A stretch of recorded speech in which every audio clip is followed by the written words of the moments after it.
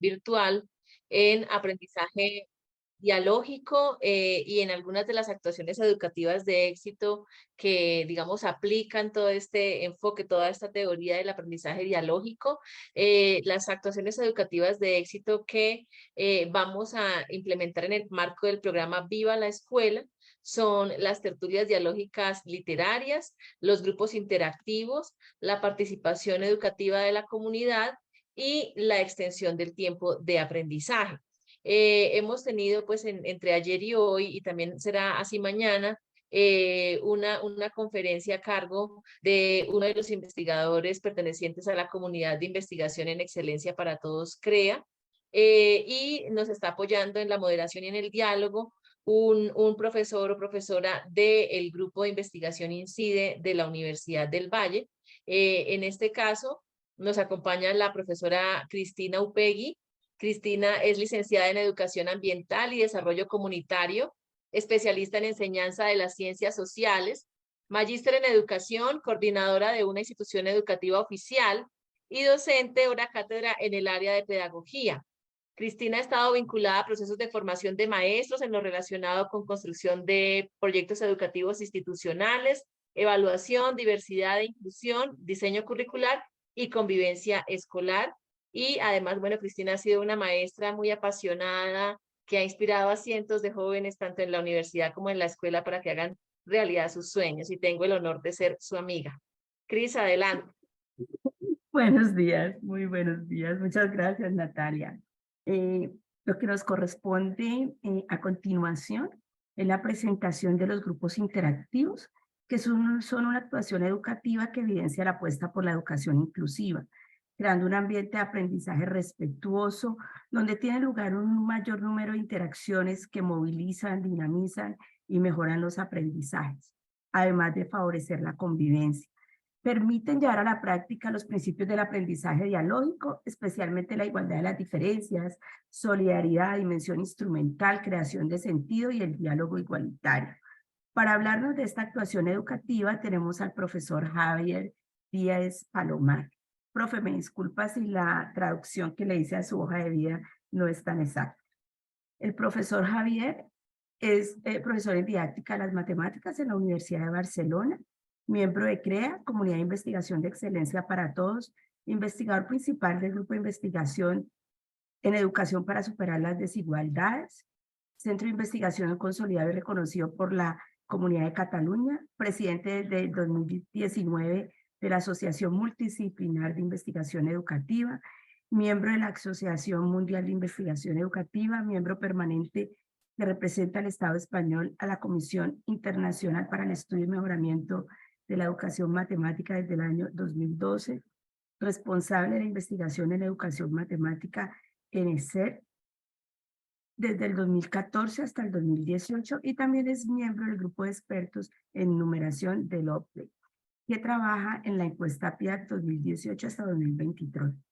Es editor jefe de RediMath, que es la revista de investigación en educación matemática, y Adultos Aprendiendo Matemáticas, otra revista internacional. Profesor Javier, le damos entonces la bienvenida, sobre todo a una actuación educativa que es tan especial y significativa para dinamizar todas las didácticas en una aula de clase. Bienvenido, profesor. Muchísimas gracias, Cristina. Muchísimas gracias a Natalia por esta calurosa bienvenida.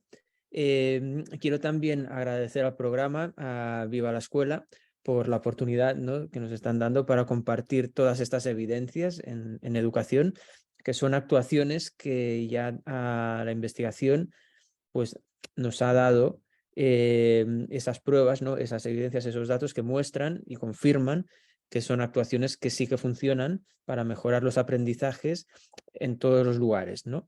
Bueno, como ha dicho a Cristina, yo me voy a centrar en una de ellas, que son los grupos interactivos.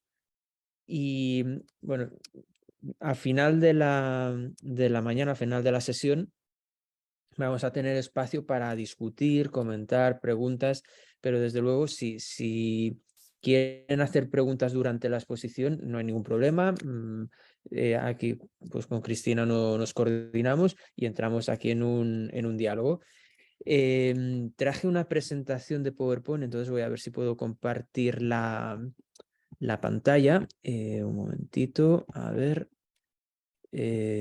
Compartir pantalla, creo que sí que me va a dejar. Creo que ustedes ya están viendo la presentación, ¿cierto? Voy a ver si la pongo. ¿Continúan viendo la presentación? Sí, Sí, señor. sí, Vemos correcto, bien. profesor. Perfecto, perfecto. Muy bien. Pues entonces ya, con su permiso, ya entramos en lo que es la explicación de los grupos interactivos, que como saben es una de esas actuaciones educativas de éxito de las que ustedes ya han estado hablando con la profesora Marta Soler ayer, y hoy han ustedes visto otra de ellas, que son las tertulias dialógicas con la profesora Laura Ruiz, más temprano esta mañana. Yo me voy a centrar en grupos interactivos. Entonces, grupos interactivos es una actuación educativa de éxito que se refiere sobre todo a cómo organizamos a nuestros estudiantes dentro del aula. Van a permitir, aquí tienen las diferentes actuaciones educativas de éxito. Yo, como he dicho, me centro en grupos interactivos y siempre me gusta comenzar por esta diapositiva, porque es una diapositiva. Me gusta iniciar con ella porque de un vistazo podemos ver rápidamente qué es y qué no es un grupo interactivo. Esta información la pueden encontrar ustedes en la propia página web de Comunidades de Aprendizaje. Allá ustedes pueden encontrar información mucho más extensa, por supuesto, de lo que yo voy a poder explicar hoy aquí durante la primera hora y media y luego la media de las preguntas. Pero yo creo que a nivel de resumen queda muy claro. Como les decía, grupos interactivos es una forma de organizar el aula. ¿Qué significa esto? Pues que, como ustedes saben, nosotros y nosotras como profesionales de la educación conocemos diversas formas de organizar a nuestros estudiantes en el aula, desde la tradicional clase magistral en la que seguramente la utilizamos pues, cuando queremos ofrecer, ¿no?, todos esos contenidos nuevos de la lección a nuestros estudiantes, pues al trabajo por grupos, por rincones, por proyectos. Hay varias maneras de organizar el aula. Y cada manera sirve para lo que sirve.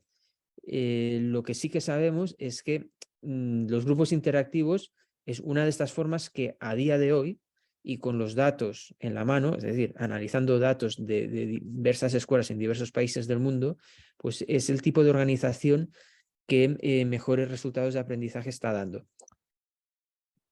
Hago mucho énfasis en que es la forma de organizar el aula que a día de hoy conocemos que está dando mejores resultados. ¿Por qué? Porque nosotros y nosotras y muchas otras personas en el mundo de la investigación en educación continuamos haciendo investigación, porque nuestro objetivo siempre es encontrar mejores actuaciones educativas todavía. Entonces, a día de hoy, los grupos interactivos es la que hemos encontrado que funciona muy bien, pero eso no significa que mañana o de aquí a 10 años o de aquí a 20 encontremos otra forma de organizar el aula que esté dando unos resultados educativos mucho mejores todavía. Entonces, dejaríamos de hablar de grupos interactivos para hablar de esa otra forma, que pues todavía, por supuesto, continuamos estudiando para encontrar nuevas formas en el futuro.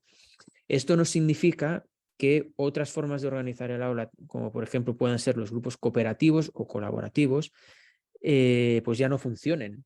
O sea, esto es como en medicina. Si encontramos un nuevo medicamento que funciona mejor, no significa que el anterior ya no haya dejado de funcionar. Claro que funciona. Lo que pasa es que el nuevo funciona mucho mejor. Y les voy a poner un ejemplo.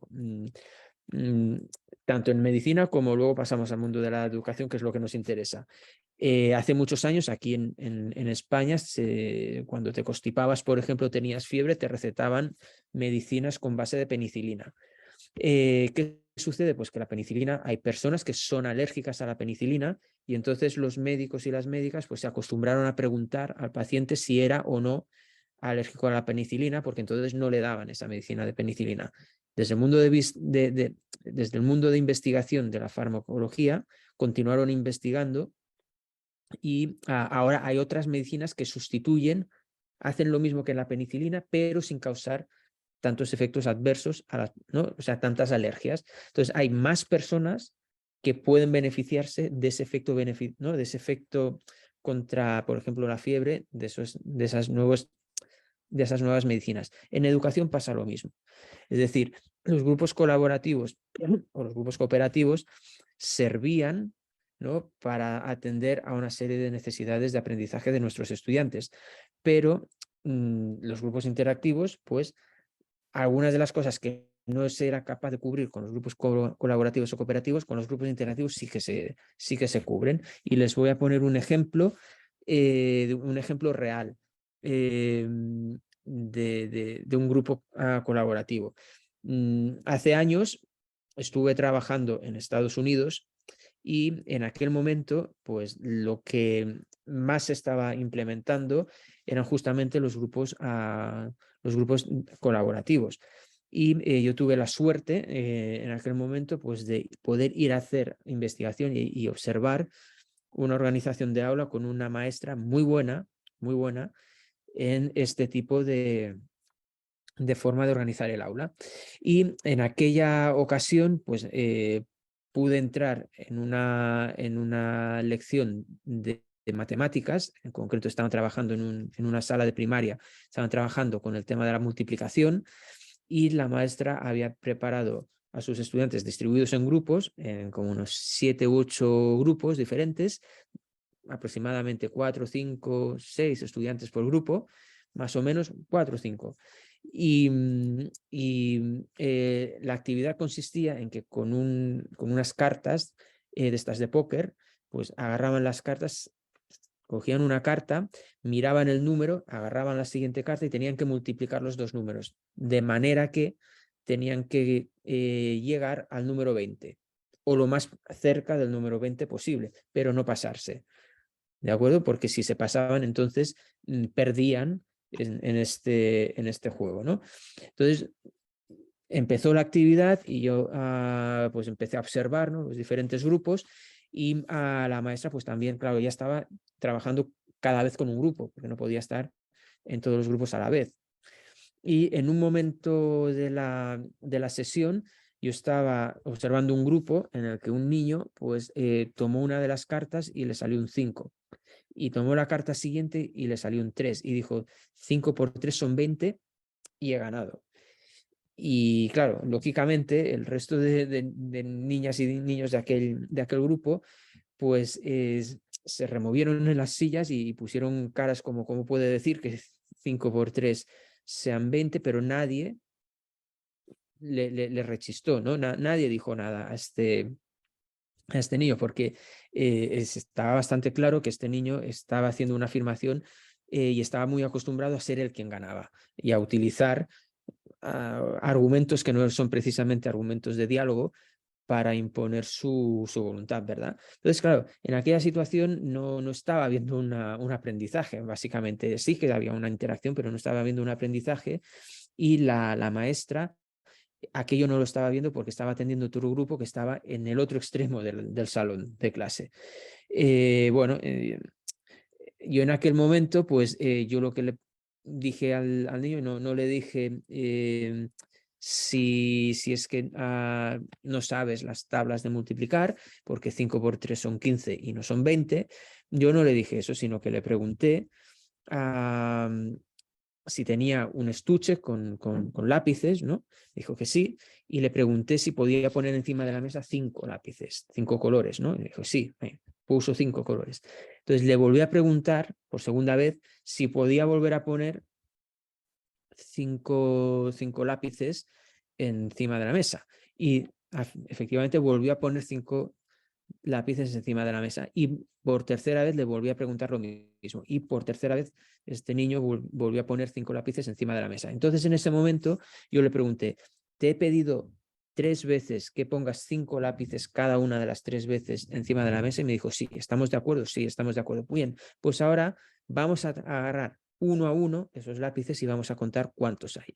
Entonces, cuando agarramos el último color, el último lápiz que había encima de la mesa, la palabra que salió de sus labios no fue 20, fue 15, no fue 20, no fue 20, ¿no? Fue 15. Entonces, esto es lo que sucede un poco en los grupos interactivos, que se produce un diálogo, una interacción basada en un diálogo igualitario, que es una de las cosas que vamos a ir viendo a lo largo de esta mañana. Pero yo quería utilizar este ejemplo pues, para resaltar que los grupos interactivos, a diferencia de los grupos colaborativos, en los grupos colaborativos no sabemos qué tipo de interacciones se están produciendo allí, mientras que una de los aspectos que definen lo que es un grupo interactivo, que es justamente que haya este diálogo igualitario, sí que podemos intentar, ¿no?, que este tipo de situaciones se produzcan. Y esto es lo que diferencia uno del otro. Y es por eso que un grupo interactivo nos da una cosa que los grupos colaborativos no nos daban. Continuamos, como digo, haciendo investigación en cómo funciona el aprender, el aprendizaje, y seguramente pues, encontraremos más cosas, con lo cual todo esto va a ir evolucionando, pues como evoluciona la ciencia, Entonces, aspectos que caracterizan grupos interactivos. Así muy rápido. Luego a lo largo de la mañana los vamos a ir comentando más en detalle, ¿eh?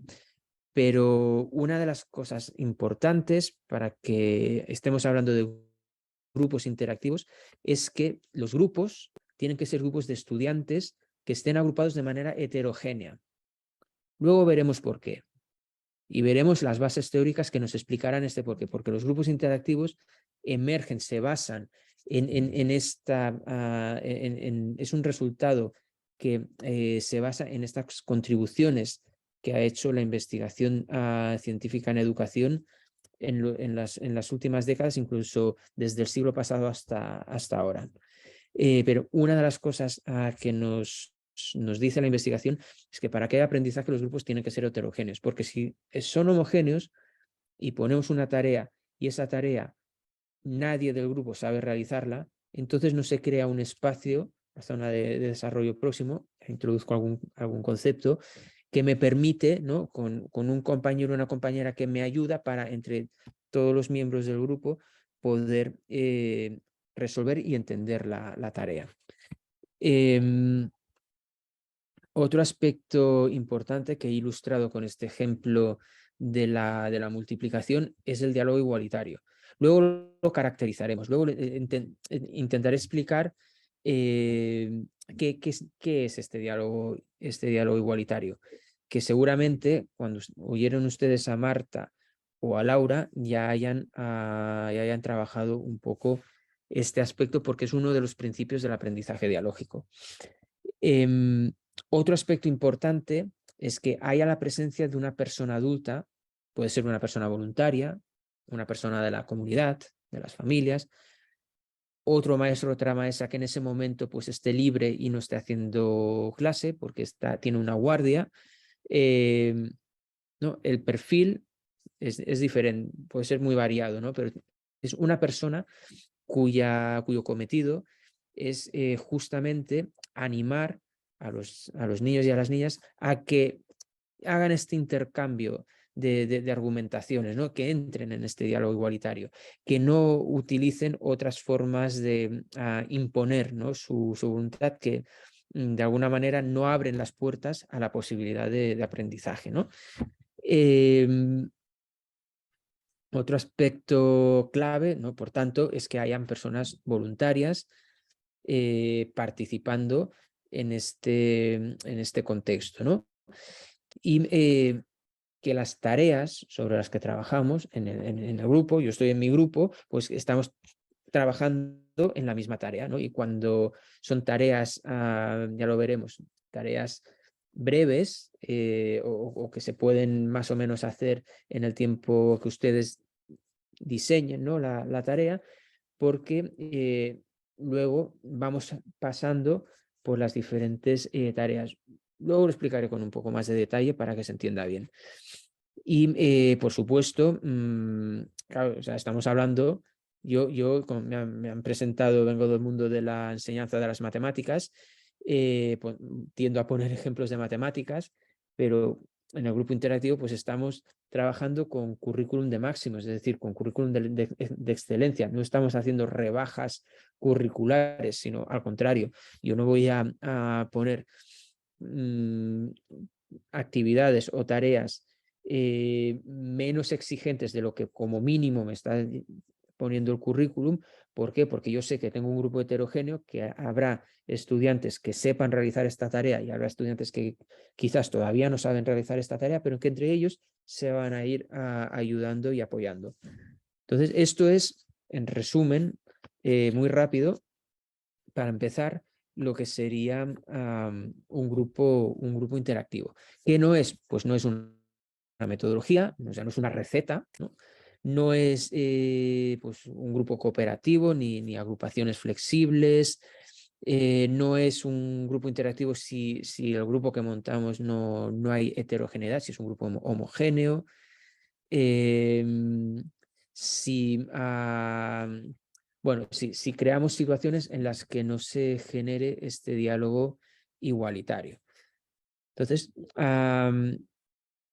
como he dado este pequeño resumen, ahora lo voy a ir retomando. Y a lo largo de la sesión, si salen dudas, si surgen dudas, pueden ustedes hacer preguntas o compartir. Bien, entonces, como decíamos, los grupos interactivos es una forma de organizar el aula y es de las que conocemos la que ahora mismo está dando los mejores resultados en términos de aprendizaje. Y no solo de aprendizaje, sino también de la convivencia que genera, porque claro, como ustedes pueden comprender, los niños y las niñas del grupo pues están haciendo la tarea y se están compartiendo la forma en la que están resolviendo la tarea que les han puesto sus maestros o sus maestras. Y de esta manera, pues se están ayudando los unos a las otras y las otras a los unos, de forma que la relación, la convivencia, también de alguna manera pues queda afectada, ¿no?, por este tipo de forma de trabajar y mejora también sustancialmente, o por lo menos esto es lo que se observa mayoritariamente cuando se están utilizando estos grupos interactivos. ¿Y por qué hablamos de interacción? Porque, bueno, pues si nos fijamos o atendemos a las contribuciones que proceden de la investigación en educación o en las diferentes áreas que trabajan la educación y el aprendizaje, cómo aprendemos, pues cada vez más nos sugieren estos resultados de estas investigaciones, que la clave para entender cómo aprendemos se encuentra en qué tipo de interacciones se generan alrededor de esa situación de aprendizaje. Es decir, me remonto al siglo pasado, al siglo XX, cuando teníamos las teorías conductistas. Bueno, pues ahí, como era un momento en el que se estaba iniciando una investigación científica de cómo se produce el aprendizaje y no se tenía, no se había hecho cosas relevantes anteriormente, pues la primera vez que te aproximas a un objeto de estudio, pues vas probando, ¿no?, lógicamente, a ver qué es lo que puedes hacer para intentar entender qué está sucediendo ahí adentro. Entonces, en aquel momento, pues ni tenían las herramientas ni las técnicas de investigación suficientes, pero sobre todo las herramientas, seguramente, como para poder intentar entrar a entender a nivel cognitivo qué es lo que estaba sucediendo ahí. Con lo cual, pues tomaban como unidad de observación el comportamiento. O sea, hacían una actuación, provocaban un estímulo y miraban a ver cuál era la respuesta, cuál era el comportamiento de respuesta, ¿no? Y a través de ver estos estímulos condicionantes, etcétera, qué respuestas producían, pues intentaron entender cómo es que funciona el aprendizaje. Y el aprendizaje, que era el resultado, ¿no?, de todo ¿no?, de todos estos estímulos y estas respuestas, pues lo definían y lo trataban de entender a partir de ahí. Con lo cual, de ahí se derivaban actuaciones que incluso todavía hoy conservamos y llevamos a cabo porque sabemos que funcionan. a pesar de que, desde luego, las teorías conductistas y la investigación conductista, pues ya hace mucho tiempo que se superó y que incluso, como también es lógico en ciencia, hay cosas que tú crees que funcionan, pero luego investigaciones más avanzadas posteriores pues vienen a desmentir. Y esto le ha pasado al conductismo, como le ha pasado pues a la física clásica, con la física de la relatividad y ahora la física cuántica. Es decir, vamos avanzando, ¿no? Pero bueno, sí que hay algunas cosas, yo que sé, en física la teoría de ¿no? La fuerza de la gravedad de Newton es una cosa que funcionaba en la época de Newton, antes de la época de Newton, funciona ahora y funcionará, o sea, porque es una fuerza de la naturaleza. Eso no significa que haya otros elementos que permiten medidas y por lo tanto actuaciones más precisas cuando se tiene en cuenta, pues por ejemplo, la teoría de la relatividad, ¿no? En educación pasa un poquito lo mismo, ¿no? Sabemos que si damos un premio a nuestros estudiantes, pues eso genera ¿no? un interés y refuerza los aprendizajes. Y esto que nos viene de las teorías conductistas, pues se continúa haciendo mayoritariamente en todo el mundo.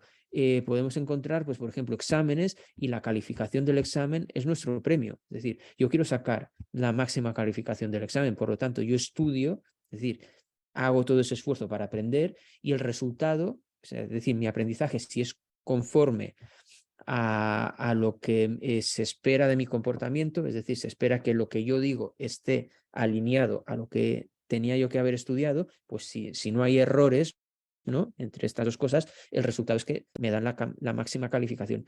Esto sabemos que sí que funciona a nivel de aprendizaje. Ahora, ¿qué sucede? Pues que la investigación en educación pronto se dio cuenta que además de estas cosas, también podemos intentar entender a nivel cognitivo qué es lo que está sucediendo ahí. Y ahí empiezan a ver, bueno, tenemos los trabajos de Piaget, tenemos los trabajos de Vygotsky.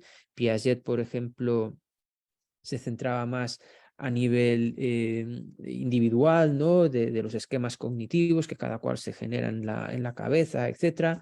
Pero Vygotsky sí que se empezó a dar cuenta que esto del aprendizaje es un fenómeno no solo individual, sino que quizás lo individual es lo que yo muestro de lo que yo he aprendido. Pero todo lo que yo he aprendido, lo he aprendido en interacción con otras personas. Y de ahí, ¿no? Que cada vez nos vamos dando o vamos orientándonos, focalizando nuestra lupa de ver, nuestro microscopio de ver, ¿no? De lo que es comportamientos, pues cada vez más, cognición, pues cada vez más a interacciones, ¿no?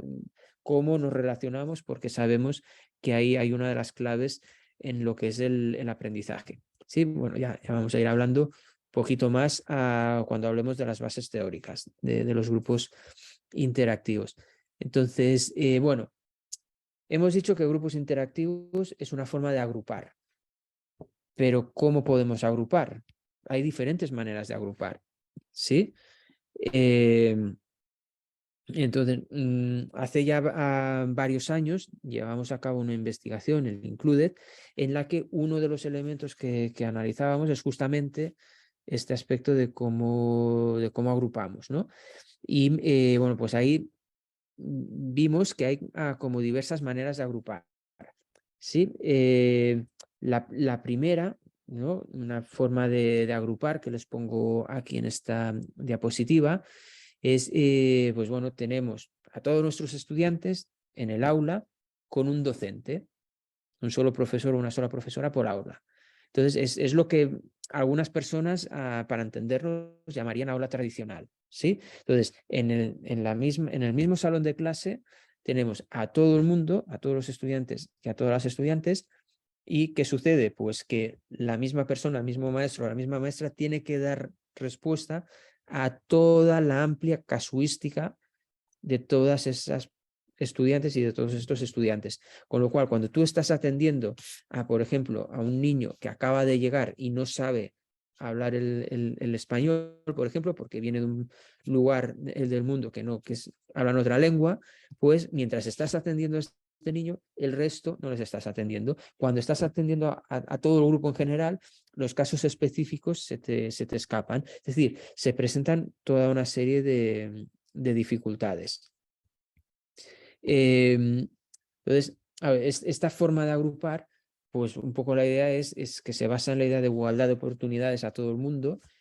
No pones a todas las personas en el mismo salón de clase, todos los niveles, el grupo es heterogéneo, pero el problema es que no tienes apoyo, ¿no? Estás solo o sola delante de toda esta diversidad, con lo cual, en vez de poder aprovechar todas las posibilidades que nos dan la diversidad, que son muchas y que sabemos por la investigación que es positivo desde el punto de vista del aprendizaje para generar más situaciones de aprendizaje, pues se convierte justamente en lo contrario y en vez de ser posibilidades, pues no, se convierten en dificultades, ¿no? Después tenemos otra forma de agrupar, ¿no? O sea, cuando hicimos aquel estudio, pues vimos que hay en diferentes países, es un estudio que se hizo mayoritariamente con países en Europa, aunque también estuvimos examinando otros sistemas educativos de otros lugares del mundo, pero mayoritariamente porque estaba financiado por el programa Marco Europeo, que es el programa con más recursos, ¿no? de financiación del mundo, ¿no? para investigación, y justamente el único estudio de investigación en el ámbito de educación de enseñanza obligatoria fue el Included. El resto se iban para cosas como pues, investigar sobre el cáncer o sobre ¿no? la aceleración de partículas o sobre aspectos de ese tipo. En educación el único fue este proyecto. Bien, pues otra de las formas de organizar que pudimos observar es lo que le llamamos el streaming. ¿Qué es el streaming? Significa pues, poner recursos adicionales, ¿no? O sea, ya no tenemos únicamente un solo maestro o una sola maestra con todo el grupo clase, sino que tenemos, por ejemplo, más maestros. Pues, por ejemplo, un maestro o una maestra de educación especial, ¿no? Tenemos estos niños o estas niñas en el aula que tienen algún aspecto de necesidades educativas especiales, ya sea pues, a nivel cognitivo, por algún con en el aprendizaje, como a nivel físico, pues porque tengas un niño o una niña con ceguera o con sordera o con algún tipo de situación, un Asperger o un síndrome de Down, o sea, necesidades educativas especiales, ¿no? Entonces, tienes aquí a una persona profesional para trabajar con este perfil de alumnado.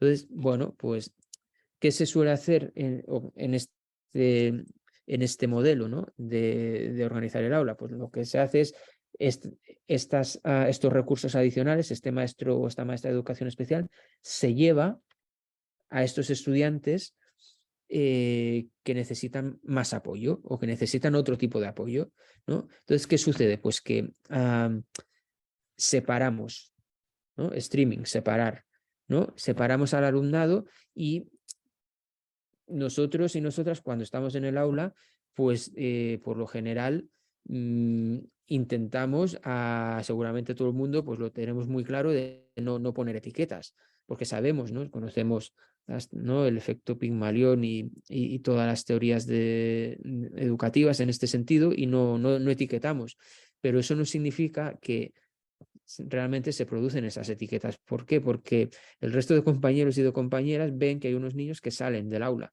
y esto lo ven y salen del aula y ven que salen del aula los que perciben que son diferentes o sacan del aula a estos estudiantes díscolos que generan conflicto y entonces les llevan a otro lugar para hacerles otro tipo de currículum pues adaptado, ¿no? a sus necesidades. Entonces, claro, el efecto, el impacto de este tipo de manera de actuar en realidad es negativo, porque en el momento en el que al grupo separas, ¿no? Pues digamos que creas ya niveles diferentes, porque es imposible que si dos personas, dos maestros o dos maestras se están llevando de manera separada dos grupos, pues los dos grupos estén avanzando al mismo ritmo, ¿no? Porque cada grupo responde a sus propias dinámicas, ¿no? Entonces se generan pues desigualdades, se generan desniveles. Incluso hemos observado en múltiples situaciones en las que estos grupos, cuando se separan, se generan tensiones entre ellos, y esto pues tiene su impacto sobre la convivencia de los niños y de las niñas, porque genera tensiones, genera conflicto. Bueno, pues, ¿qué sucede? Pues que tenemos más recursos, que en principio sería bueno, pero tendemos a separar creando subgrupos homogéneos entre sí, pero los que tienen problemas, tal, los que son conflictivos, los que son no sé qué, ¿no? Y entonces, claro, esta cosa buena que sería que tenemos más recursos, se acaba convirtiendo en una cosa terrible, que genera efectos negativos si lo que estamos pensando es en ofrecer oportunidades de aprendizaje a todos los estudiantes. Entonces, pues bueno, aquí pues vemos, ¿no? O sea, el aula, pues aparece esta raya en blanco, se separa. Entonces, dentro del aula se crean grupos dentro del aula separados, o incluso fuera del aula. Entonces, esto tiene resultados, pues en general, bastante mediocres, ¿no? Además, bueno, se basa en la diferencia, pero diferencia en el sentido de que yo agrupo a todos los que son entre sí, ¿no? O sea, yo cojo todas las diferencias y voy haciendo subgrupos, ¿no? Voy haciendo estos grupos homogéneos. Dentro del grupo somos homogéneos, pero yo he roto esta diversidad del grupo clase, ¿no? Y bueno, pues hay formas diferentes. Por ejemplo, organizar actividades de aula según niveles. Pues estas actividades son para los que saben más. Estas son para los que les cuesta más. O sea, adaptas el currículum y vas haciendo como grupos dentro del aula. O vas creando refuerzos segregadores, en el sentido de, bueno, pues vamos a crear pues el grupo de los rezagados. Entonces, yo creo el grupo de los rezagados, ¿por qué? Porque idealmente mi idea, o sea, pensando, o sea, sin querer pensar mal ni nada, sino justamente lo contrario, como yo quiero dar más apoyo a este grupo de niños y de niñas, pues hago un grupo de refuerzo para darles un apoyo, pero claro, al sacarles del aula y crear esta cosa separada del grupo clase, ¿no? Pues entonces lo que hago es crear una desigualdad, una diferencia. Bueno, pues estos son ejemplos de formas de streaming. Y esto, que en algunos lugares, ya digo, que, bueno, yo la realidad de Colombia no la conozco como la puedan conocer todos ustedes y todas ustedes, pero sí que aquí en España he visto a escuelas a lo largo de los años que han utilizado modelos similares a este, y en otros países. Y esto, si nos vamos a lo que es la investigación en educación, pues ya desde hace muchos años sabemos, tenemos datos, y aquí hay datos muy, muy antiguos, estos datos, que ya muestran que esta manera de separar lo que genera en realidad es fracaso escolar. O sea, nos vamos, pues, por ejemplo, a investigaciones. Slavin, por ejemplo, era una persona referente en educación a finales del siglo pasado, y ya tenía muchos resultados en esta línea.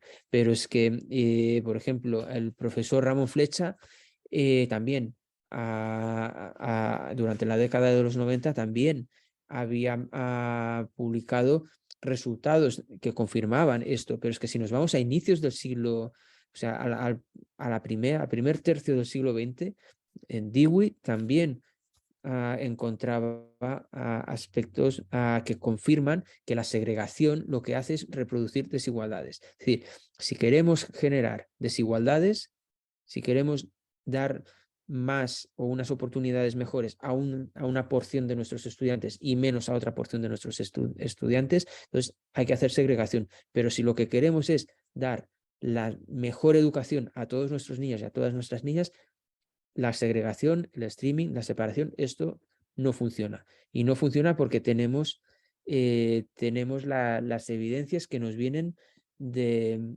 la investigación y de la propia práctica.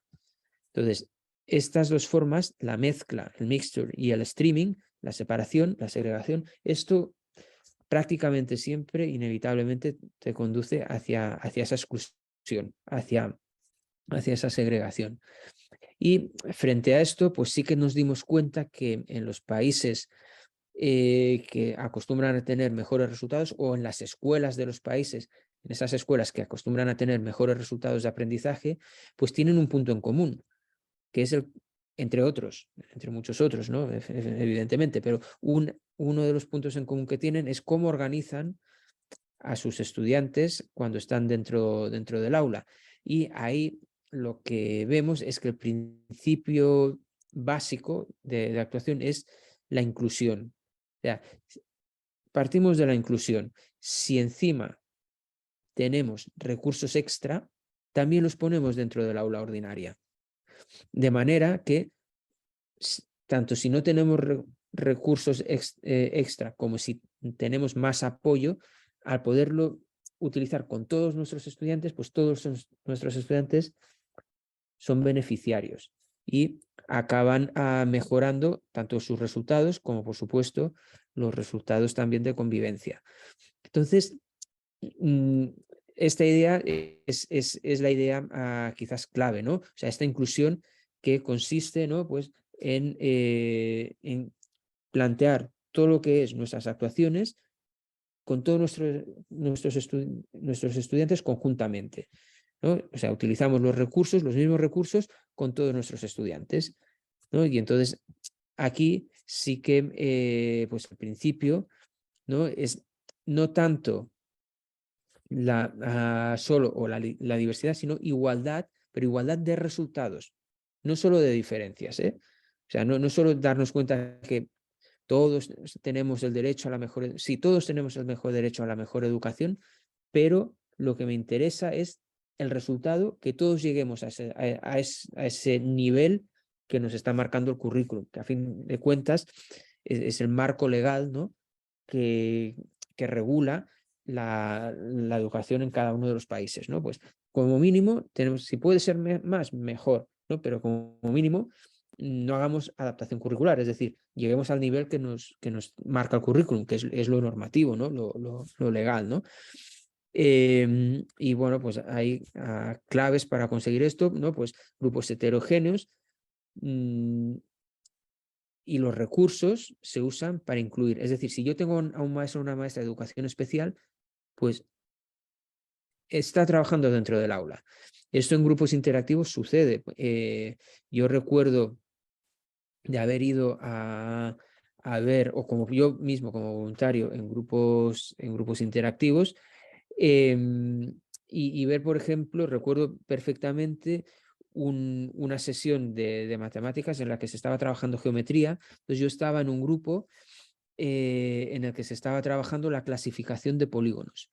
Entonces, como saben, la clasificación de polígonos, ¿no? Si es un triángulo, un cuadrado, un rectángulo, se acostumbra a enseñar, por lo menos aquí, acostumbramos a enseñarlo escribiendo en el pizarrón una tabla en la que ponemos los criterios de clasificación, pues por número de lados y por según esos lados, si son iguales o no son iguales, si son paralelos o no son paralelos, si los ángulos son iguales o no, si son ángulos rectos, si son otro tipo de ángulos, si son ángulos obtusos o son ángulos agudos, etcétera, ¿no? Entonces empezamos a clasificar triángulos, pues sí, triángulos obtusanglos, triángulos acutángulos, ¿no? Agudos, triángulos isósceles, triángulos, ¿no? Según si tienen lados iguales, todos los lados iguales, dos lados iguales, uno no, ningún lado igual, y vamos haciendo y construyendo nuestras clasificaciones, lo mismo con cuadriláteros, pentágonos, hexágonos, etcétera, ¿no? Muchas veces lo que sucede es que te acabas aprendiendo todo esto de memoria, pero lo apuntas en el cuaderno y te lo acabas memorizando. Pero en este caso, en este grupo interactivo, se hizo una actividad en la que participaba una niña ciega, ¿sí? Una niña que no veía, ciega, y la actividad consistía en poner un pañuelo tapando los ojos del niño y en una caja se ponían polígonos de estos de madera o de plástico y el niño o la niña en cuestión tenía que agarrar uno de estos polígonos y al tacto decir de qué se trataba. Claro, lógicamente, si no está viendo ese polígono, al tacto está aplicando todas estas propiedades. Está al tacto tocando cuántos lados tiene. ¿Los lados son iguales o no son iguales? ¿Noto puntas, noto ángulos rectos o no noto ángulos rectos? En esta situación, esta metodología, que es una metodología específica para trabajar con niños de baja visión o ciegos, las matemáticas, en concreto la geometría, pues se convierte en una metodología que se comparte con todo el grupo, con lo cual ya no estás memorizando toda esa tabla, ya es que necesitas aplicarla, necesitas saberla, por lo tanto estás aprendiendo con mucha mayor comprensión ese contenido, que en este caso era la clasificación de polígonos. ¿Sí?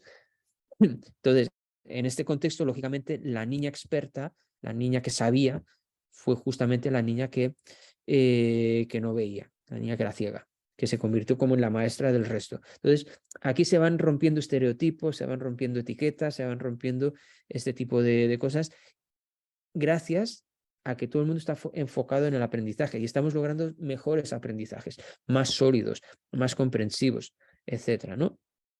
Entonces, un poco la idea esta de inclusión es esto, o sea, es los mismos recursos de los que dispongamos, pero no para segregar, sino para integrar, para compartirlos con todos y con todas.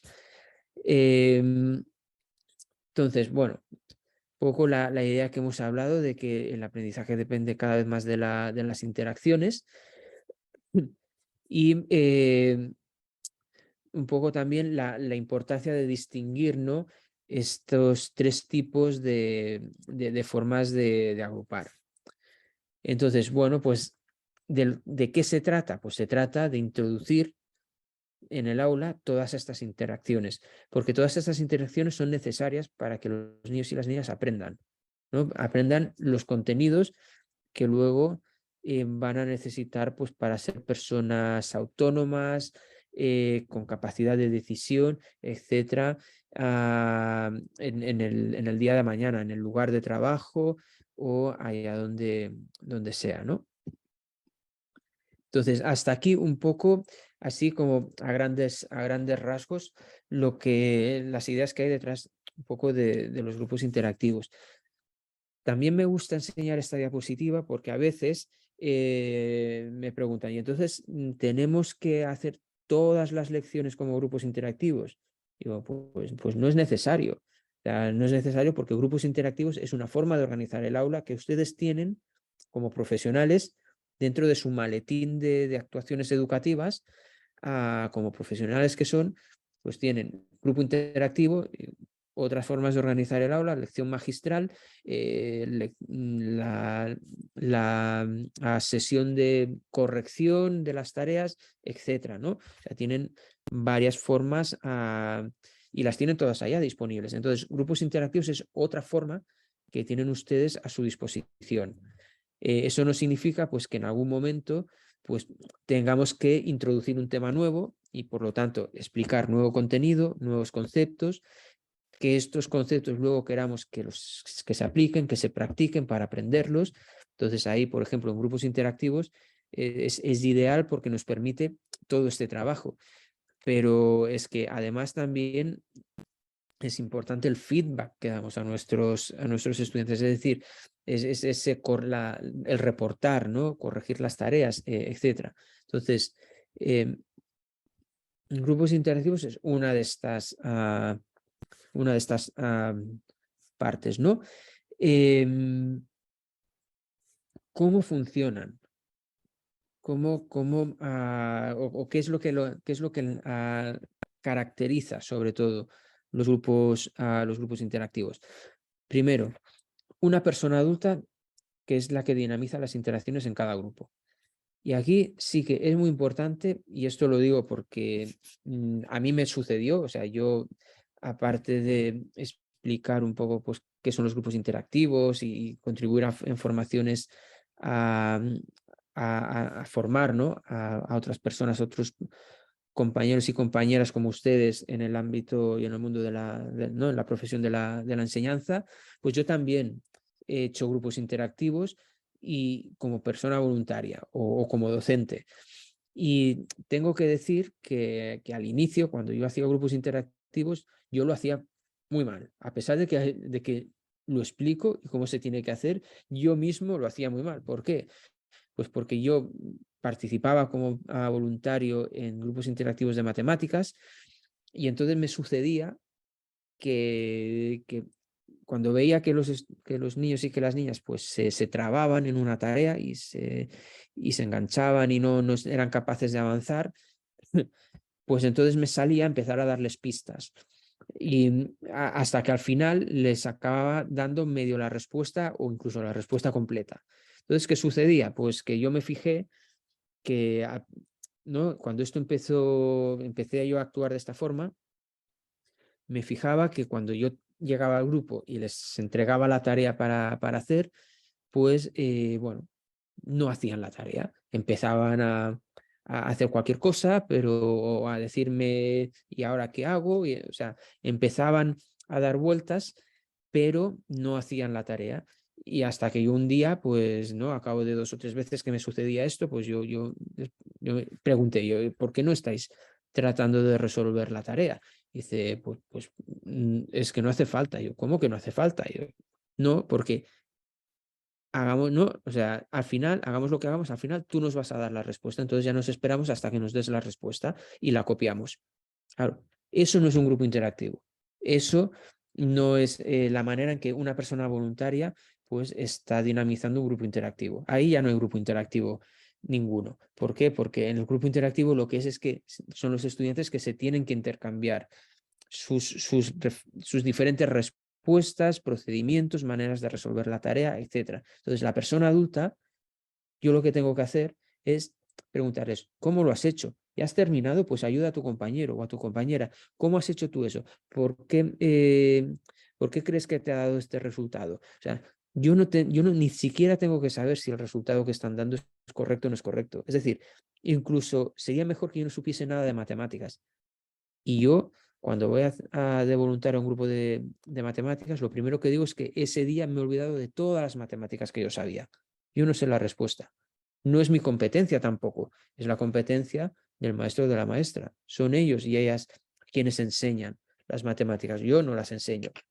Yo lo que hago es intentar crear esa dinámica en la que los niños y las niñas se van ayudando, apoyando mutuamente, que están todos y todas trabajando sobre la tarea, que no hay alguien que esté mirando para el techo y no esté enfocado en la tarea, sino que les voy animando pues, a que si hay alguien que sabe cómo resolver, pues que explique al resto. ¿Y por qué? Porque yo sé que cuando este niño está explicando al resto de los niños del grupo, está haciendo un esfuerzo, que aunque él sepa realizar esa tarea y la haya hecho bien, el hecho de tener que explicarla, pues a veces no es tan fácil explicar, por ejemplo, a alguien que no sabe sumar que 2 más 2 son 4, porque tienes que buscar una estrategia explicativa de manera que la otra persona te entienda. Y una cosa tan sencilla como decir 2 más 2 igual a 4 puede no ser tan obvia de explicar cuando la persona que tienes delante no te está comprendiendo, ¿no? Entonces,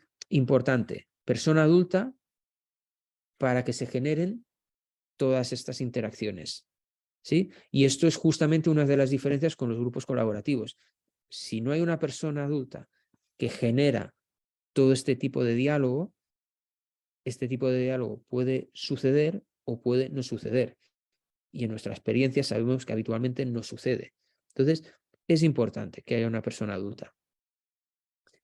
Por supuesto, el maestro o la maestra es quien gestiona el aula, es quien piensa las actividades, es quien distribuye las actividades, quien organiza los grupos, quien sabe cómo son sus estudiantes para crear esos grupos heterogéneos. No tiene por qué funcionar la primera vez que hagamos grupos interactivos. De hecho, usualmente no funciona. ¿Por qué? Porque yo he montado estas agrupaciones y resulta que María y Pepe no paran de hablar el uno con la otra. Y en vez de estar en la tarea, pues se pasan todo el día charlando. No, pues entonces a la siguiente vez yo a Pepe y a María les pongo en otros grupos. Es decir, a lo mejor se necesita como 2 o 3 veces para acabar de reajustar, ¿eh? O sea, lo digo porque si ustedes van a implementar los grupos interactivos, pues que tampoco se esperen que el primer día va a salir todo magnífico y bien y estupendo. Es lo normal que sea un proceso de ajuste poco a poco. Si tenemos recursos adicionales, por ejemplo, profesorado de educación especial dentro de la aula, ¿no? Haciendo y apoyando las actividades que hayamos diseñado, ¿no? Los grupos sobre todo heterogéneos.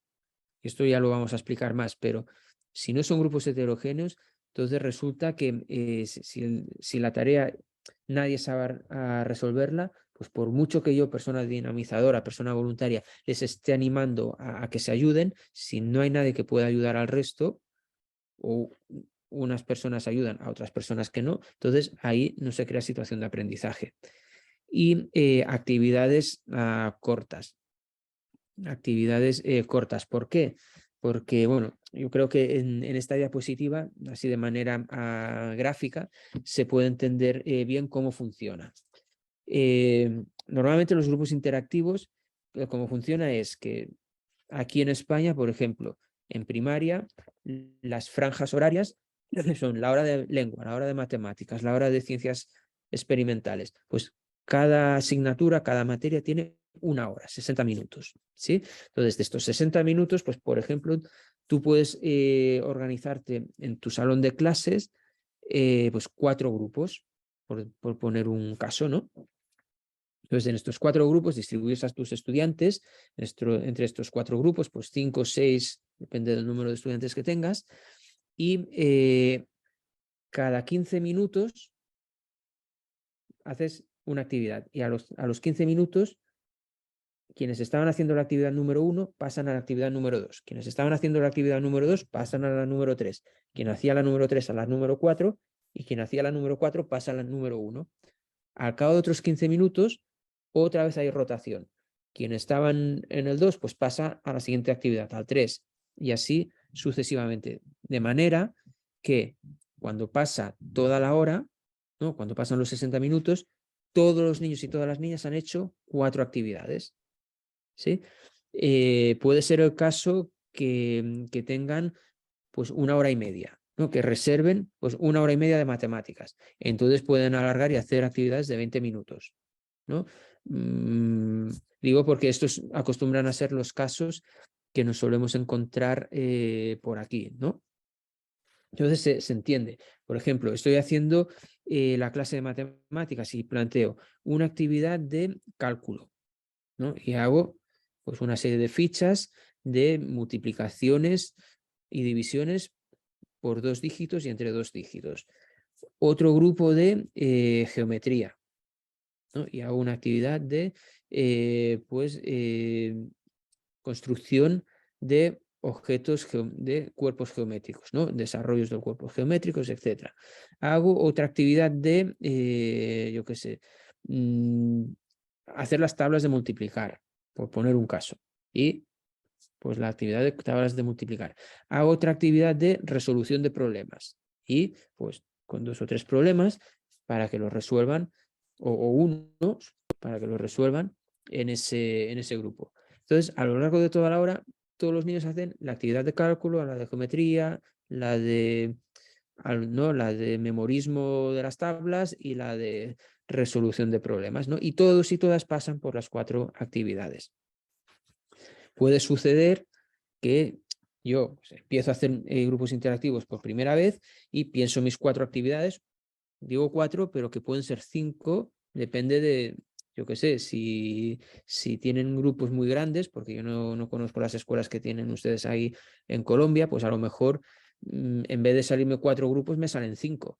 Y en vez de tener 60 minutos, pues tengo que pensar en 1 hora y cuarto. No sé, o sea, eso ya, por eso decimos que grupos interactivos no es una metodología ni una receta. O sea, tienen que ser actividades que se puedan hacer, cortas, que se puedan hacer en ese periodo, pero que sean 4 o sean 5, no lo sé. Que sean 4 los grupos o 5, no lo sé, eso depende, ¿no?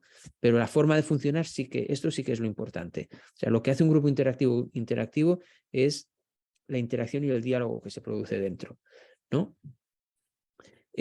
Bueno, pues un poco esto es esto es cómo funcionan los grupos interactivos.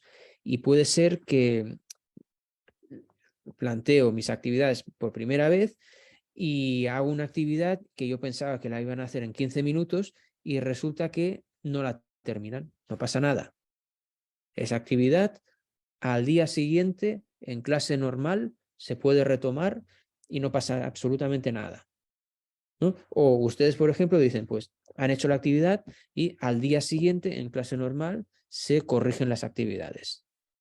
Ya está, no pasa nada. O, por ejemplo, grupos interactivos de lengua. Yo he estado en grupos interactivos de lengua que se hacían dictados, pero se hacía la corrección del dictado en grupo interactivo. Entonces los niños y las niñas tenían cada quien su dictado, se los intercambiaban entre ellos, corregían el del compañero o de la compañera de al lado y lo tenían corregido. Entonces tenían las palabras que estaban incorrectas subrayadas y tenían que discutir por qué aquella palabra no era correcta.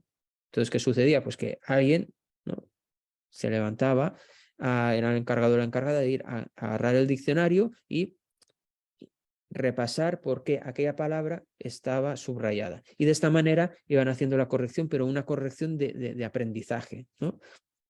Es decir, que también con esto quiero decir que no hay una tipología específica de tipo de tarea que tengamos que sea mejor que otra tarea para hacer en grupo interactivo. Es decir, lo que hace un grupo interactivo no es el tipo de tarea.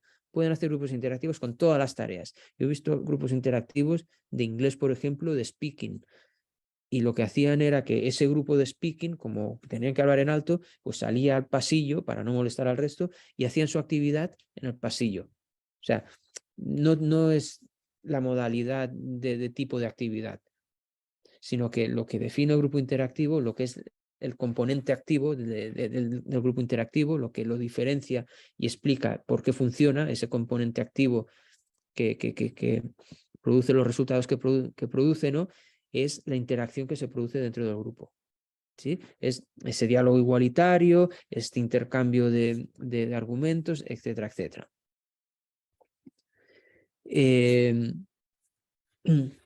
Vale, voy avanzando para dejar también tiempo al final. Vale, ya hemos dicho pues, que la persona adulta tutoriza cada uno de los grupos y que se potencian las interacciones, ¿no?, y las altas expectativas. Es decir, se potencia pues, que los niños se vayan ayudando, se vayan apoyando los unos a los otros y, y todos pueden, y no todos pueden y de hecho todos acaban resolviendo la actividad. ¿Por qué? Porque a veces el hecho de que me lo expliquen de una manera diferente a como me lo ha explicado el maestro o la maestra, a mí me ayuda. O sea, cuando, ¿no? Y eso a veces sucede. O sea, yo no entiendo lo que lo que acaban de explicar en el pizarrón, pero cuando mi amigo o mi amiga me lo explica con unas palabras que yo sí que le entiendo, ¿no? Entonces, pues eso, potenciar las interacciones y altas expectativas, porque esto es lo que sucede. Actividades, como han visto, cortas, porque se van cambiando. A veces, bueno, no lo sé. Esto depende también de cada escuela, cada situación. Puede ser que sea la persona voluntaria la que cambie. Es decir, tú agarras tus fotocopias con la actividad y cuando llega el momento de que te tienes ¿no?, que se ha acabado esa actividad, esos 15 minutos, pues agarras todas esas fotocopias y te mueves al grupo siguiente. Repartes otra vez fotocopias sin rellenar, sin resolver, y haces la actividad, recoges todo ese material y te mueves al otro grupo. Y funciona de esa manera. Pero imagínense, por ejemplo, en una clase de geometría en la que se está trabajando con cuerpos geométricos de estos de madera, pues con cubos, con tetraedros, con octaedros, con icosaedros, con etcétera, ¿no? Que suelen ser unos materiales, pues, bastante aparatosos, ¿no? Entonces, si tengo que agarrar todo ese conjunto de materiales y ir moviéndolo cada vez de mesa a mesa, ¿no?, de grupo a grupo, quizás ahí lo más fácil es que sean los niños y las niñas quienes se levanten de una mesa y se sienten en la mesa de geometría. ¿no? Digo porque también hay que ir viendo el qué es lo más eficiente para no perder el tiempo, ¿no? Y poder facilitar, ¿no? ¿Quién participa? Pues participan en los grupos interactivos, por supuesto, los estudiantes y las estudiantes, el maestro o la maestra, porque es quien diseña todo, y las personas voluntarias, que pueden ser personas, o sea, con perfiles completamente diferentes. Pueden ser miembros de la comunidad, de las familias, pueden ser personas que están haciendo su maestría y que vienen a hacer prácticas a esa escuela, pueden ser personas de la licenciatura, ¿no? de la universidad que vienen a hacer las prácticas a esa escuela, pueden ser personas que ya se jubilaron y que pues desean echar ahí una mano, o incluso maestros y maestras que ya no están en servicio porque se jubilaron y que van allí a colaborar porque dicen que les gusta. La única condición es que estés allí para ayudar al aprendizaje de esos niños y de esas niñas. Es la única condición. Cuando se implementan los grupos interactivos, pues sucede pues que ya han visto mucho aprendizaje instrumental, mucho contenido. De hecho, una de las cosas que se suele destacar de los grupos interactivos es que especialmente en los casos, en esos cursos en que tienes un currículum muy extenso, tienes que cubrir muchos contenidos y normalmente tienes problemas para llegar al final del temario. Con los grupos interactivos es más fácil porque vas mucho más rápido, porque haces muchas más cosas, porque en una misma clase estás haciendo 4 actividades, o sea, estás aprendiendo 4 veces más. No estás haciendo una sola clase, o sea, una única actividad, sino que estás haciendo 4, ¿no? Entonces, esto suele suceder. Las personas voluntarias, como he dicho, promueven la interacción comunicativa y suceden casos pues como muy de ayudas, etcétera, muy interesantes. Los grupos interactivos se aplican en cualquier asignatura. Es decir, yo los he visto en matemáticas, en inglés, en lengua, aquí, por ejemplo, hablamos catalán, pues en catalán también, en educación física, en música, en cualquier área curricular que tengan ustedes en su currículum. Habitualmente lo que sucede es que llegas, ¿no? llegas al aula, ¿no? Empieza la clase a las 9, pues llegamos a las 9, yo como persona voluntaria también llego a las 9, mientras los niños y las niñas se van sentando allá donde el maestro ya les ha dicho dónde se tienen que sentar, cuál es su lugar, ¿no? Pues mientras ellos ya se van sentando, las personas voluntarias nos juntamos con el maestro o con la maestra que nos explica cuáles son las 4 actividades a trabajar. Y nos dice, pues mira, vamos a trabajar unos ejercicios del libro. Todos los niños y niñas tienen su libro debajo en el cajón del pupitre. Tienen que sacar el libro y trabajar página 25, ejercicios 2, 3 y 4. Vale. Otra es esta que he diseñado yo con estas fotocopias. Y ahí están todas las fotocopias. Esta otra, ¿no? Van explicando las 4 actividades. Entonces el maestro o la maestra distribuye, ¿no? Pues somos 4 personas voluntarias. Cada persona voluntaria le toca una de esas actividades, la que te asignen o la que más te guste. O sea, eso ahí. Y una vez que cada quien ya sabe lo que debe hacer, pues cada quien se sienta en su grupo y pues el que trabaja con el libro, pues todos los niños sacan el libro, vamos a la página 25 y vamos a hacer las actividades que estaba previsto hacer. Quien tiene las fotocopias, pues reparte las fotocopias y vamos a trabajar las tareas que salen en estas fotocopias, etcétera, etcétera, ¿no? Cuando se termina ese primer periodo, esos 15 minutos, recojo el material y me muevo al grupo siguiente. Y así, paulatinamente. Cuando se acaba la hora de matemáticas o de lengua o de catalán o de inglés o de música o de la materia que sea, pues yo voy con todo el trabajo que he recogido y se lo doy a la maestra o al maestro, y si he notado, por ejemplo, que alguna de las actividades era más difícil, pues entonces le doy esta información. Si he notado que algún niño o alguna niña le ha costado más, doy esta información. O sea, comparto un poco lo que he ido viendo, ¿no? Porque esto es información muy útil para el maestro o la maestra de cara a proseguir la lección el siguiente día. También puede ser que haya como un momento al final de evaluación y sean los propios niños y las propias niñas quienes se evalúen y digan, pues hoy hemos trabajado muy bien. Hoy al principio nos hemos despistado, pero luego ya hemos trabajado muy bien. Hoy no sé qué. Bueno, pero sí que es importante crear este momento de feedback. Y bueno, básicamente funciona de esta manera. Puede ser que lo que les he dicho, que o no se acabe la tarea, entonces yo se lo digo al maestro o a la maestra, o que ya se acaben muy rápido las tareas y entonces nos quedemos sin saber qué hacer. O sea, en 5 minutos hemos terminado toda la tarea y quedan 10. Pues yo no me invento la tarea. O sea, yo me levanto, voy a la maestra y le digo, ya hemos acabado, ¿qué hacemos? O sea, es la maestra o el maestro quien tiene que decidir qué se hace en ese, ¿no? Y te pone pues trabajo adicional, pues se pone trabajo adicional, no pasa nada. ¿Vale? Bueno, aquí tenemos algunos ejemplos. Este ejemplo son niños y niñas de 5 años, es de educación infantil y están trabajando con estas frutas que ven ustedes aquí y otros objetos que no salen. O sea, digo porque yo estaba en esa sesión y estaban trabajando el tema de los sentidos, el sentido del tacto, del gusto, del olfato.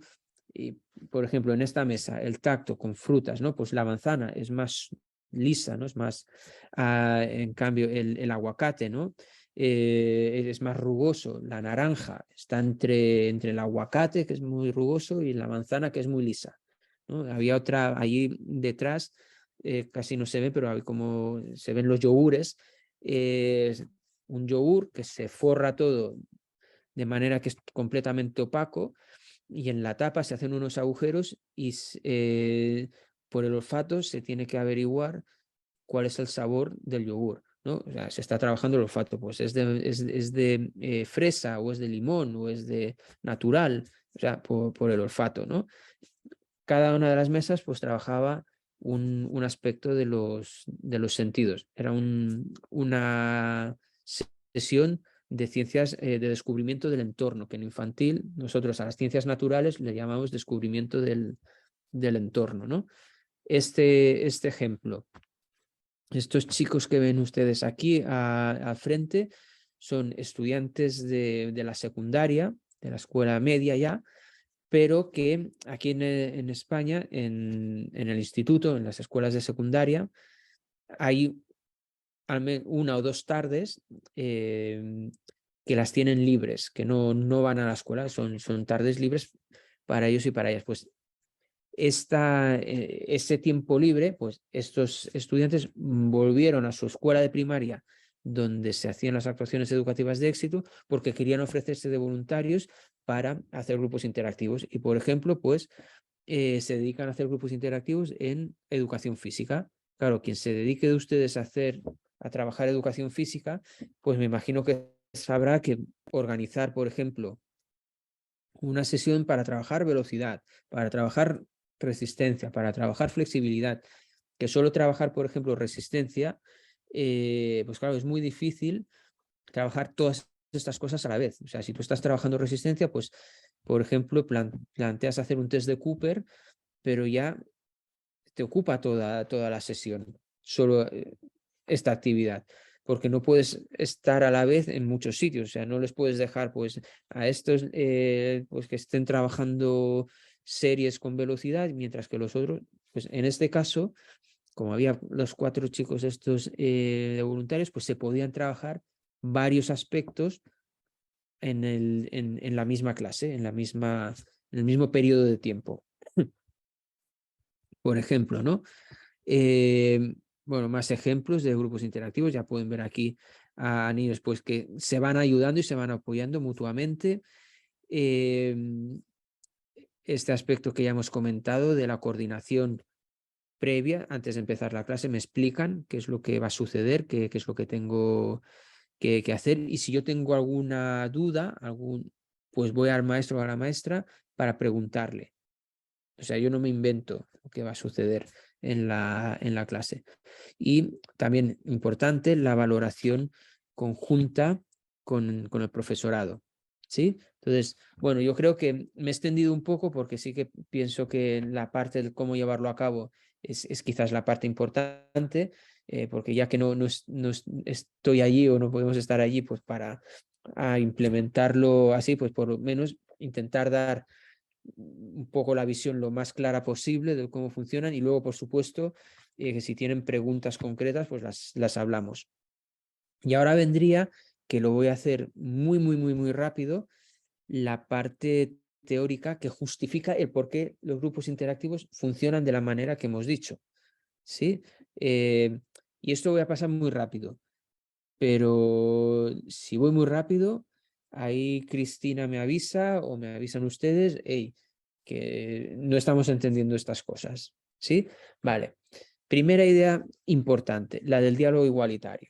Ustedes ya conocen el diálogo igualitario porque ya se lo han oído hablar a la profesora Soler ayer, por lo tanto, me imagino que esto ya lo conocen, pero poco, ¿cuál es el supuesto de este diálogo igualitario? Pues el supuesto es que todo el mundo no es una capacidad universal, es decir, que todos y todas, por el hecho de ser personas humanas, pues nos podemos comunicar, sea oralmente, por escrito, de la manera que sea, y tenemos esta capacidad de razonar, de argumentar, de comunicarnos. Por lo tanto, el diálogo igualitario es algo común a todos y todas, ¿sí? Otra idea importante, el tema de las interacciones. Bien, les he dicho al principio que la investigación nos ha ido llevando cada vez más a centrarnos en el aspecto de la interacción. Entonces, en un momento dado, les he mencionado a Vygotsky. Vygotsky fue un investigador del siglo pasado y en sus investigaciones se empezó a dar cuenta que que los niños y las niñas cuando aprendían pues porque estaban en contacto los unos con los otros. Es decir, se hablaban, se ayudaban. Cuando alguien no sabe hacer una cosa, pues llama al de al lado, le toca con el dedo y dice, oye, ¿tú te has enterado de lo que ha dicho la maestra que yo no lo he entendido? Es decir, nos ayudamos y nos ayudamos no solo en la escuela, sino que en la vida real. O sea, cuando tú tienes un problema, algo que no entiendes, pues por lo general intentas pedir ayuda para lograr entenderlo y resolver ese problema. O sea, la resolución de problemas es una cosa que aplicamos en nuestro día a día. Y Vygotsky se dio cuenta que hay como una zona, hay como un espacio entre aquello que ya sabemos hacer y aquello que podemos llegar a saber hacer cuando alguien nos apoya, nos ayuda, ¿no?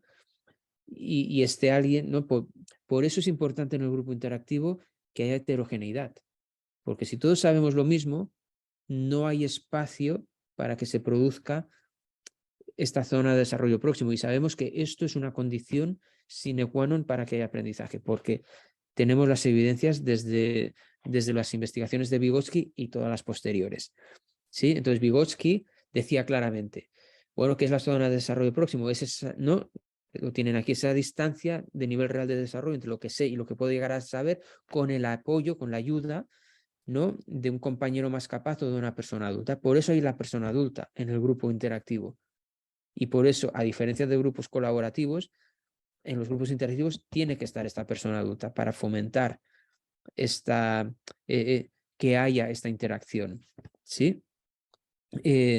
Si los grupos ya saben cómo funciona, a lo mejor te lo puedes ahorrar, pero si no, tiene que haber esta persona adulta.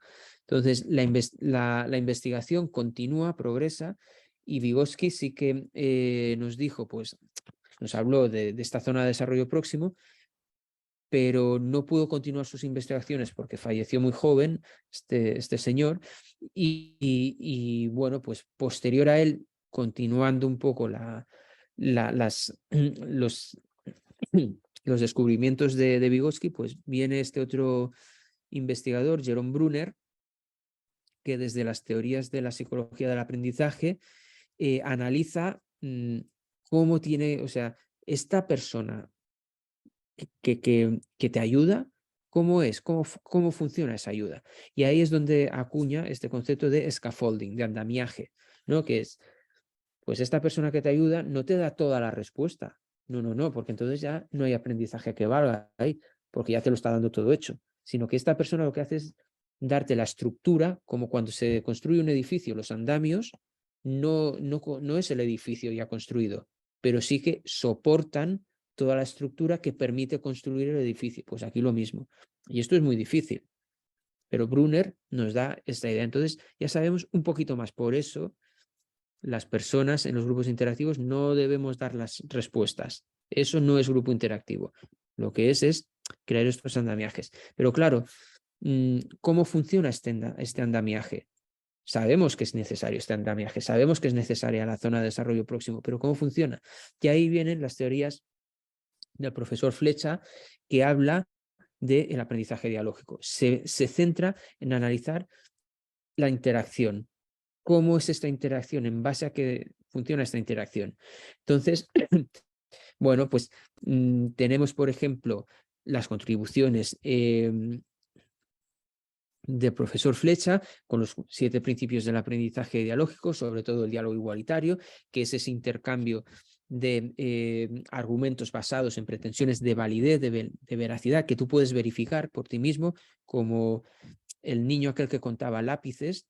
Todos los niños del grupo podían contar esos lápices y era una situación en la que se podía verificar ese argumento. En cambio, si tú dices 5 por 3 son 15 porque lo dicen las tablas de multiplicar, pues o te las sabes porque te las has memorizado o no tienes otra manera humana de poderla verificar. O sea, no, hay que buscar argumentos de que se puedan verificar, ¿no? Eso abre más opciones de aprendizaje.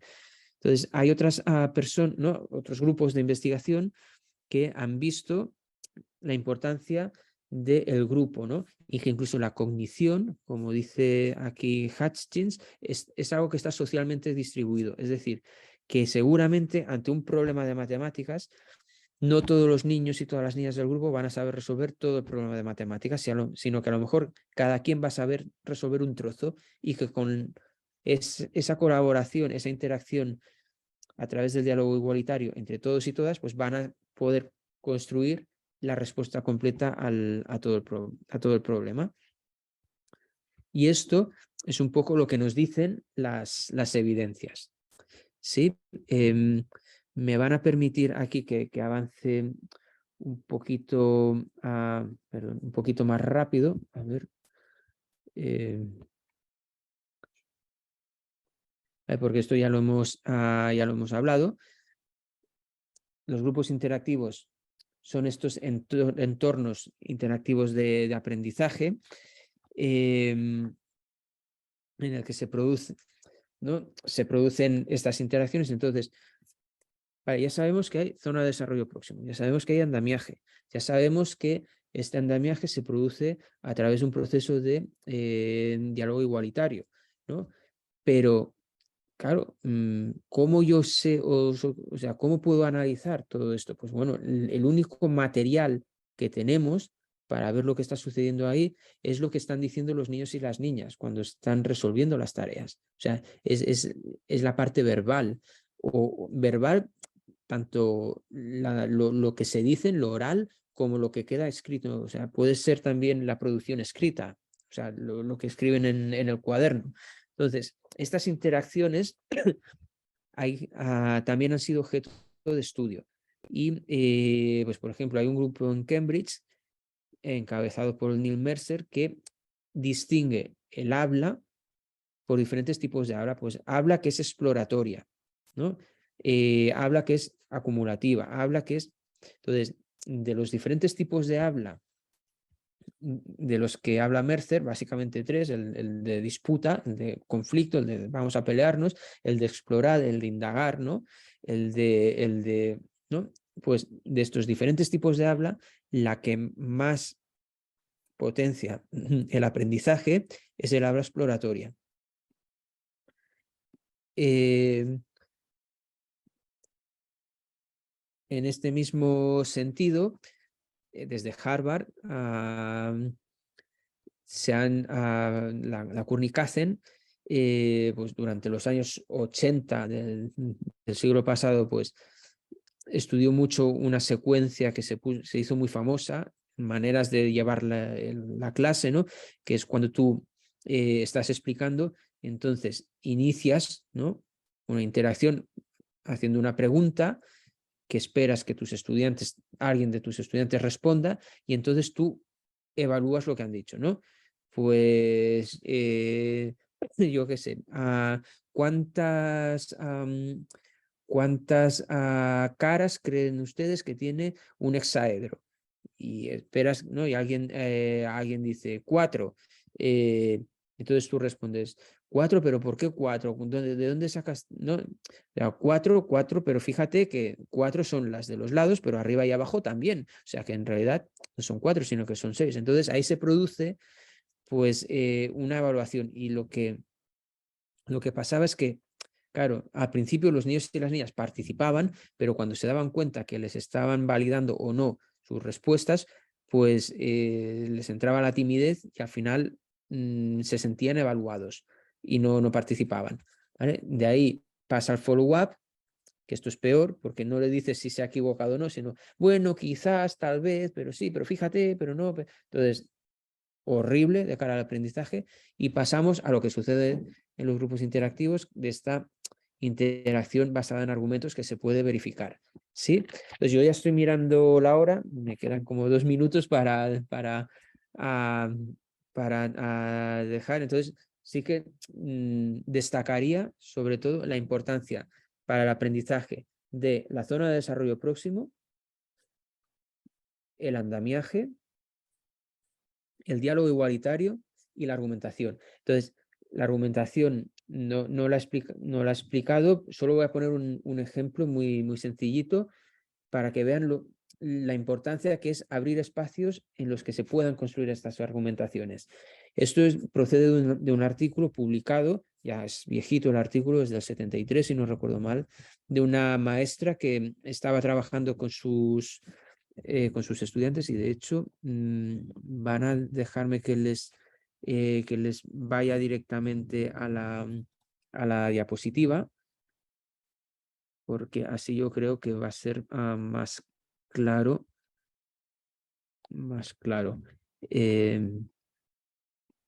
Vale, creo que están viendo ahora la diapositiva. ¿Sí? Vale, este es el artículo del 73. Entonces, estaban trabajando en matemáticas el paso de la representación de los números racionales como fracción a número decimal.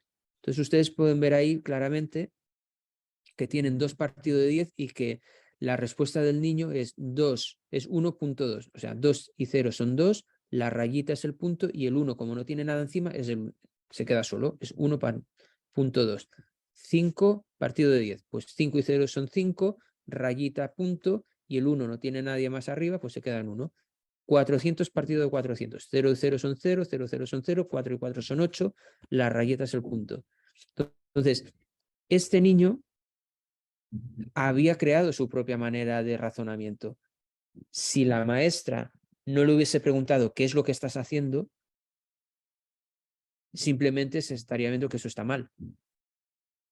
En un grupo interactivo, tú preguntas, oye, ¿y cómo es que te dio 8, 400 entre 400? ¿Cómo has logrado que 400 caramelos les diste a los 400 niños del colegio y cada quien se llevó 8 caramelos en el bolsillo? ¿Cómo lo lograste? Entonces ahí, bueno, o en vez de 400 pon 4, ¿no? Para poner números más pequeños. ¿Cómo a tus 4 amigos les has repartido 4 caramelos y cada quien se llevó 8 caramelos?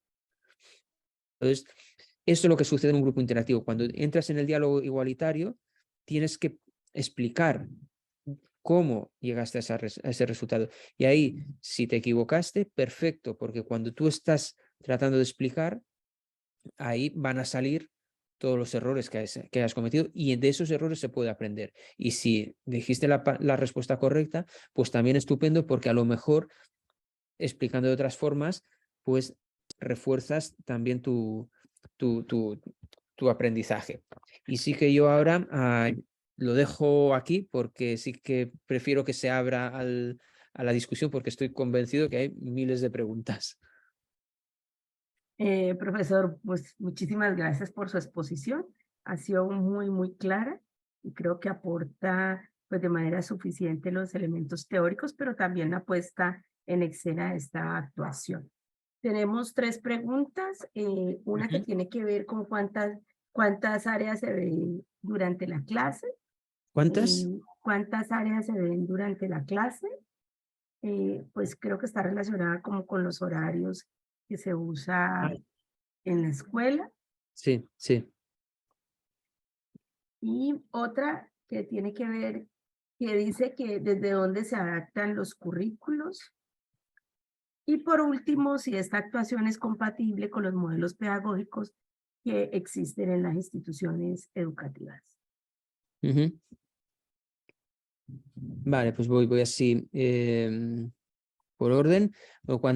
Entiendo que lo de las áreas se refiere a los periodos de organización del tiempo, ¿no? En la escuela o No, no. profe, como las asignaturas que ven los Cuanto a estudiantes las. durante un día de clase.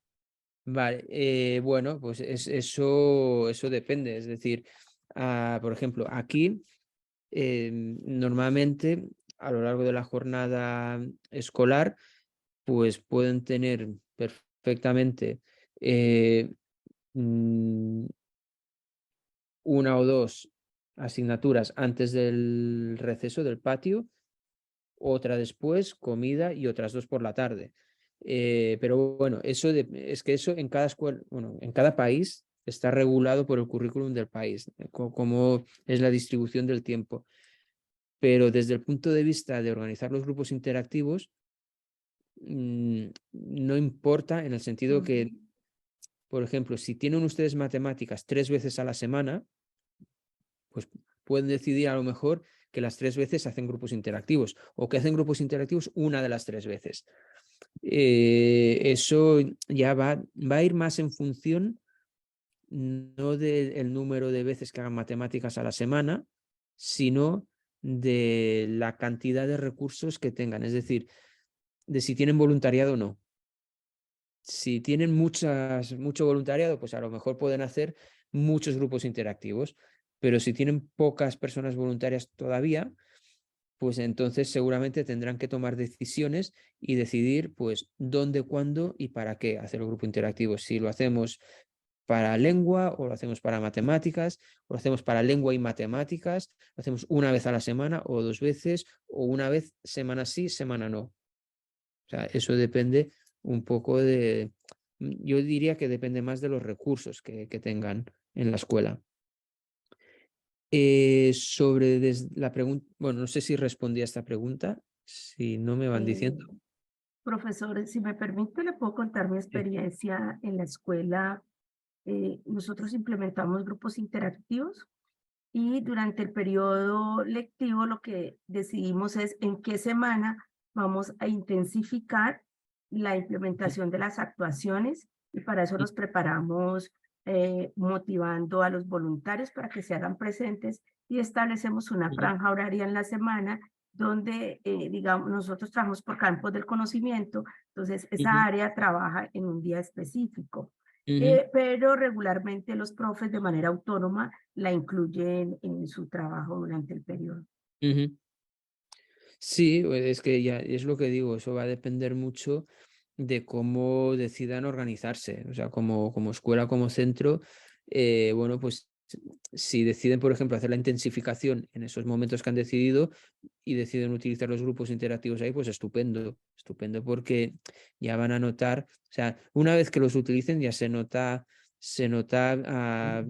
pues que se han trabajado 4 actividades de una vez. No, claro, si lo utilizan dos veces, pues mucho mejor. O sea, esto es como cuando pues, te coge una gripa y te tomas el jarabe una vez, bueno, pues cuando te está efecto, bien, ¿no?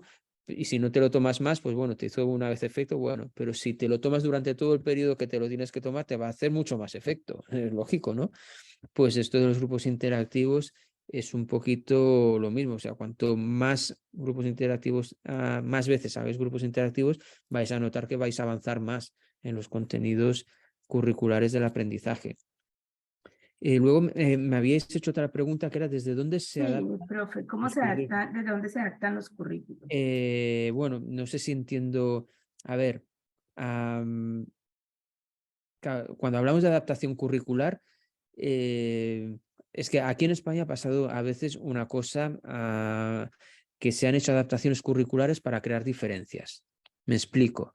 Si yo estoy con un grupo de estudiantes que tienen un nivel muy bajo, ¿no? Pues como no pueden seguir el ritmo, entonces en vez de hacer divisiones entre 3 dígitos, pues a estos estudiantes les mantengo las divisiones entre un dígito y hago una adaptación. Esto no funciona. Esto no, bueno, lo único que hace es generar estas diferencias, ¿no? Cuando hablamos de grupos interactivos, pues yo ya de clase normal, yo ya tengo que pensar las tareas que yo voy a plantear ese día. Grupos interactivos no me añade más trabajo en el sentido de tengo que pensar una adaptación especial Ujú. para... No, no, las tareas son las mismas. Lo que pasa es que en vez de hacer 2, pues voy a poder hacer 4. Entonces yo cuando voy a preparar mi clase, mi lección, ¿no? Tengo el currículum y yo sé que estamos en la semana 3 del semestre y la semana 3 del semestre tengo que trabajar triángulos, ¿no? Pues yo sé que con grupos interactivos pues voy a poder trabajar triángulos en más profundidad porque voy a poder hacer, en vez de hacer aquellas 2 actividades del libro, pues voy a poder plantear pues 4 o más, ¿no? Entonces no es que tengan que hacer algo diferente, porque no depende, la actividad es la misma que hacen en una clase normal, pero hacen más actividades todavía. Lo de si es compatible con el modelo, con el modelo que... Escuela nueva y escuela de escuela. activa. Sí, cuando dicen escuela nueva, es que claro, como depende de qué lugar dices escuela nueva y te dicen una cosa diferente, prefiero preguntar yo primero qué es escuela nueva ahí en Colombia o para ustedes. Escuela nueva es una estrategia dentro de las metodologías flexibles que se trabaja especialmente en la zona rural. Entonces, Ujú. los niños están agrupados en aulas multigrados. Entonces pueden haber Vale. 2 o 3 grados en la misma aula. Vale. No, sería un poco como las escuelas rurales aquí en Mm, España. O sea, que en la misma salón de clases, a lo mejor hay niños de primero, segundo y tercero en el Sí, mismo salón. sí, Y, señor. o sea, se va agrupando así. Bueno, generalmente aquí es primero, segundo, tercero, cuarto, quinto, sexto. O sea, se van juntando 2, máximo 3 años así. Bueno, pues los grupos interactivos ahí también aquí hay escuelas rurales que implementan grupos interactivos. Y las tareas, pues son tareas pensadas también para trabajar con esto, en estos contextos en específico. Yo personalmente no he estado en una escuela unitaria de estas. Aquí son escuelas rurales, escuelas unitarias, por lo tanto, no les puedo poner ejemplos de cómo se trabaja. Y yo, si no tengo la evidencia, prefiero no decir una mentira, ¿no? Sí que sé que se llevan a cabo y si tienen interés, pues nos podemos poner en contacto con una de estas escuelas para que les expliquen su experiencia, o sea, más de primera mano, el cómo lo llevan a cabo. Pero que se Eh, llevan a cabo grupos interactivos, sí. Y que normalmente son los estudiantes mayores quienes hacían el papel este de voluntario, también. Eso también lo sé del cierto. profe, tenemos otra pregunta. Sí. Y es que nos dice la profe Juliana, ¿cómo deberían hacerse las nivelaciones con los niños que llegan de otras instituciones y no han alcanzado el nivel de los otros? ¿Y cómo se tienen en cuenta los estilos de aprendizaje de los estudiantes con este tipo de interacción? Ajá, muy buena pregunta. Ah, bueno, el tema ¿no? de las nivelaciones, etcétera, ¿no? Yo me van a permitir aquí responder con un ejemplo. Un ejemplo, además que es un ejemplo real, ¿no? Vivido, de una comunidad de aprendizaje utilizando grupos interactivos y en esta comunidad de aprendizaje, en esta escuela, llega un niño de Senegal que en su país de origen no estuvo escolarizado, es un niño que le ponen en el curso de tercero, ¿sí? Y en tercero, pues los niños y las niñas ya han estado escolarizados, ya llevan la educación infantil más 3 cursos de primaria escolarizados.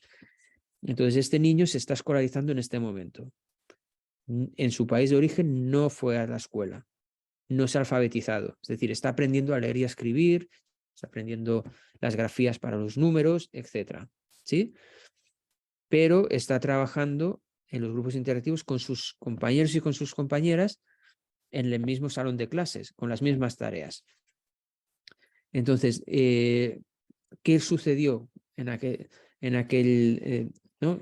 Y esto quizás hasta tenga por aquí alguna foto que les pueda mostrar. Lo que sucedió en este caso, mira, tengo incluso la foto que se la voy a mostrar un momentito. No sé si la están viendo. Son estos 2 niños. Entonces, como ven, un niño le está intentando ayudar al otro, ¿vale? Están haciendo divisiones. El niño negro no, así es el niño de Senegal que no ha estado escolarizado.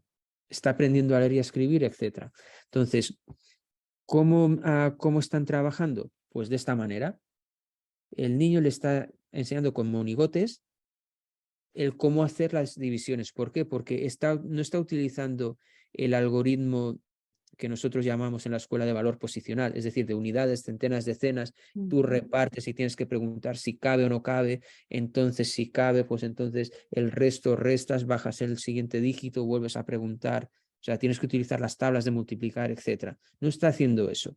Lo que está haciendo es repartir la cantidad que tiene que repartir.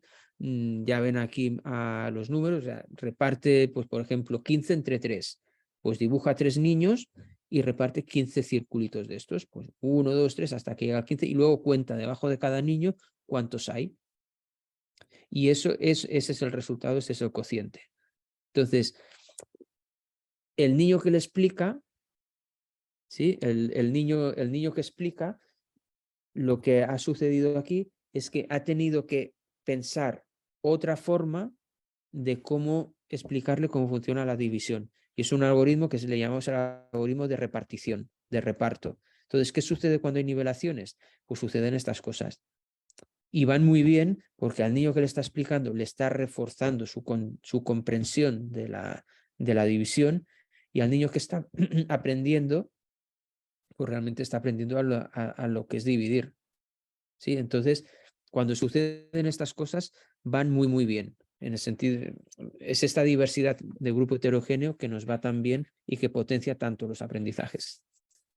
Profesor, también le podría decir a la persona que hizo la pregunta que nosotros aquí en Colombia trabajamos con los derechos básicos de aprendizaje que tienen unas evidencias y que para el alcance de las evidencias trabajamos por niveles de desempeño.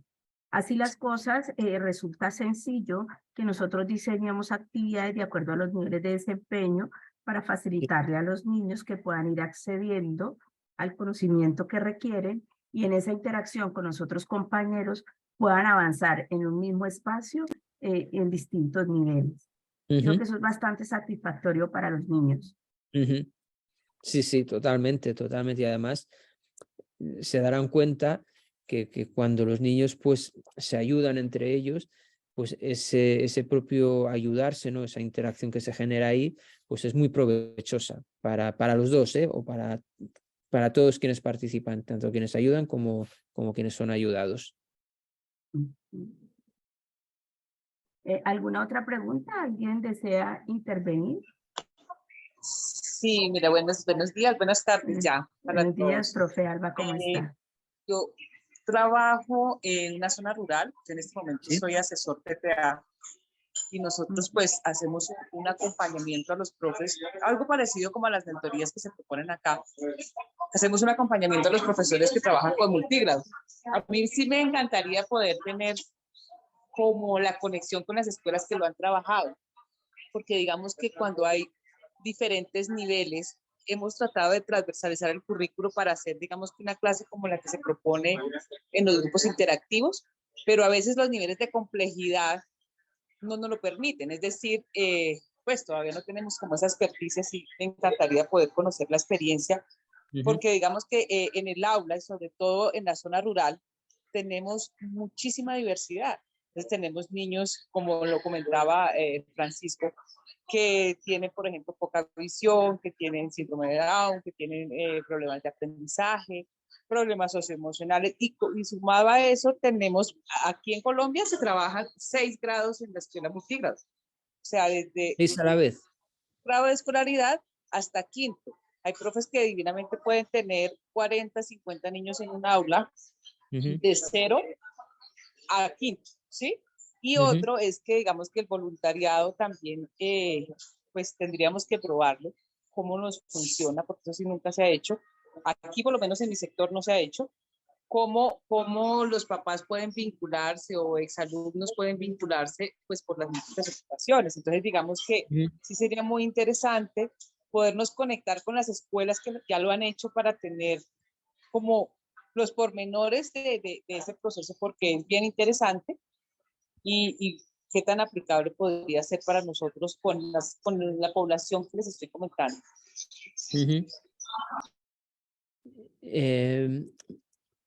A ver, sobre las experiencias aquí de escuelas multigrado, que son nuestras escuelas unitarias, yo estoy seguro que tiene que haber evidencias, yo lo voy a preguntar y les enviaré, porque seguro que está publicado estas experiencias. De todas maneras, no sé si conocen, hay un congreso que se llama CIMIE, que es un congreso internacional y que en estas 2 últimas ediciones se hace también en modalidad virtual, es decir, que no necesitan ustedes viajar hasta España, porque se suele hacer en España, para participar, y que ahí también participan, se pueden ver muchas experiencias, y yo recuerdo que sí que hay experiencias en este sentido. Sobre la parte de voluntariado que ha comentado, bueno, yo no me he metido tanto a hablar de voluntariado, pero sí que es cierto que, a ver, claro, ¿cómo llegar a las familias? Pues bueno, a través, ¿no? de poner en conocimiento a los miembros de su comunidad, a esas familias, de lo que son las actuaciones educativas de éxito. Esto pues se puede hacer de varias maneras y en cada contexto funciona de una forma diferente, pero se puede hacer desde, aquí le llaman las puertas abiertas, el open doors, cuando al inicio del curso escolar, antes de que empiece, pues invitan a las familias para explicarles cómo funciona la escuela, ¿no? Poco cómo se organiza. O aprovechar, por ejemplo, momentos de reunión de la comunidad, tipo la fiesta antes de Navidades, ¿no? Antes de el paro de Navidades, pues hay una jornada muy pensada para las familias, ¿no? Momentos en los que tú puedes explicar y presentar el proyecto. Y a nivel de voluntariado, pues bueno, hay diversas maneras. Ya digo, a través, por ejemplo, yo no sé si hay en las escuelas de Colombia, a ustedes, las familias, ¿cómo participan? O sea, ¿tienen las asociaciones de madres y padres? Aquí tenemos. O sea, aquí la participación normalmente funciona de esta manera. Yo no sé, claro, como yo no sé en Colombia cómo funciona, no sé si esto se puede aplicar. Pero bueno, yo recuerdo que, por ejemplo, en México, la conexión con las familias era a través de personas concretas que tenían relación en la escuela y que estas personas también hacían el vínculo con la comunidad. Entonces, a través de estas mamás, normalmente eran mamás, algún papá también, se establecía la conexión con la comunidad. Yo ahí en Colombia, me van a perdonar, pero no conozco el contexto. No sé cómo normalmente suelen conectar con sus familias. Profesor, en Colombia tenemos varias modalidades de participación de las familias. Una son precisamente las asociaciones de padres de familia, pero también en las escuelas que ya hemos implementado el programa de comunidades, tenemos las comisiones mixtas, que se suman también como voluntarios, también los egresados y líderes de la comunidad, que se Claro. vinculan de una manera muy proactiva Ujú. en la escuela. La pregunta que tiene una persona allí sobre la experiencia específica de lo rural, mañana precisamente en la segunda sesión con la que se cierra este espacio de formación, se van a presentar experiencias in situ de pues, las escuelas que vienen participando de manera exitosa con estas actuaciones. Ah, pues mira, entonces estupendo porque van a usted, es que es mejor tener siempre la información de primera mano. Y yo no lo he dicho al principio, pero desde luego yo les invito a que todo lo que hemos hablado esta mañana, ustedes vayan a las fuentes y lo contrasten. Es decir, que no se lo crean porque se lo he dicho yo, o sea, sino que vayan ustedes también y lo contrasten, porque yo creo que es importante siempre ir a las fuentes. En la página del programa de comunidad de aprendizaje encuentran abundante literatura y videos que también pueden pues, apoyar las inquietudes que tienen los docentes y, bueno, todos quienes quieran tener esta iniciativa. ¿Tenemos alguna otra participación, otra inquietud que le queramos expresar al profesor Francisco?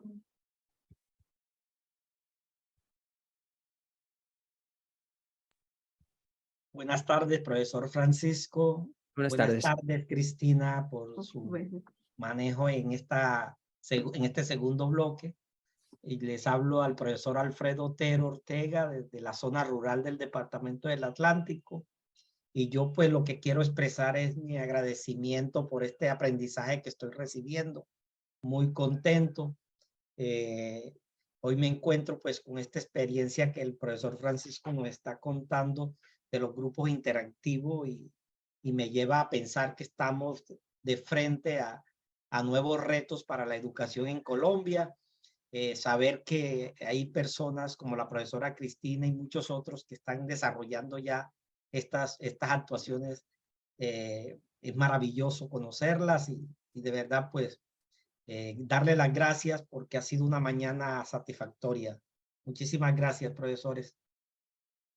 Muchísimas gracias a todas ustedes y a todos ustedes. Es un placer el poder estar aquí y compartir lo poco que sé, intentar compartirlo con todas ustedes y con todos ustedes.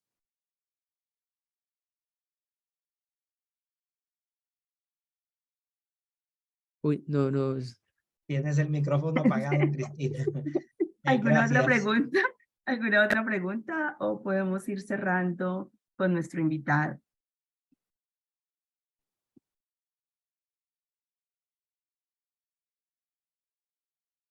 Aprovechen, Profe, aprovechen. sí, o fueron profes muy juiciosos que todo lo entendieron o tienen demasiadas preguntas. Por suerte disponemos pues de todo el material para que se siga consultando, se siga conversando y la idea es que siempre pues podamos tener como algún espacio disponible para responder inquietudes.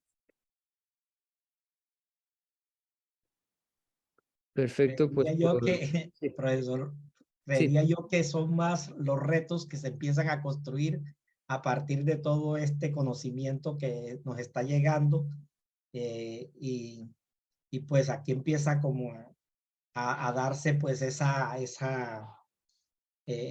actitud de disponernos a recibir y a poder transmitir y compartir con todas las comunidades educativas de nuestro país estas nuevas propuestas. Yo creo que Cristina, más que todo es esa, la emoción que se está empezando a construir a partir de este corto seminario de 3 días, que ya llevamos 2 y que nos está llenando de expectativas y de deseos muchos de hacer que nuestras escuelas, nuestros niños, nuestras niñas, pues realmente crezcan para el futuro de nuestro país. Yo estoy muy agradecido. Muchas gracias. Profe, no hay un mejor lugar para la emoción precisamente que la escuela. A mí me Sí, encantará. señora, así es. Encantado. Yo también vivo cada día esa experiencia con mis estudiantes. A mí me encantará que de aquí a poquito van a ser ustedes quienes me expliquen a mí cómo les ha ido cuando han hecho sus grupos interactivos, cuando han estado ahí con sus niños y con sus niñas y disfrutando, aprendiendo todos juntos y todas juntas. Que sepan que, como decía Cristina, hay material ahí a disposición online, pero que también hay espacios que se pueden encontrar ustedes con otros compañeros y otras compañeras ¿no? para intercambiar, para conversar, para compartir recursos, materiales, dudas, preguntas, yo que sé, como por ejemplo congresos, ¿no? como CIMIE u otros. En la propia página web de comunidades hay recursos, incluso creo que también hasta había como una especie de chat o forum que podías ahí poner o compartir y bueno, y aprovechar espacios como el de hoy, ¿no? Para poder, pues esto, intercambiar y compartir todas nuestras ilusiones, nuestras preguntas, todo.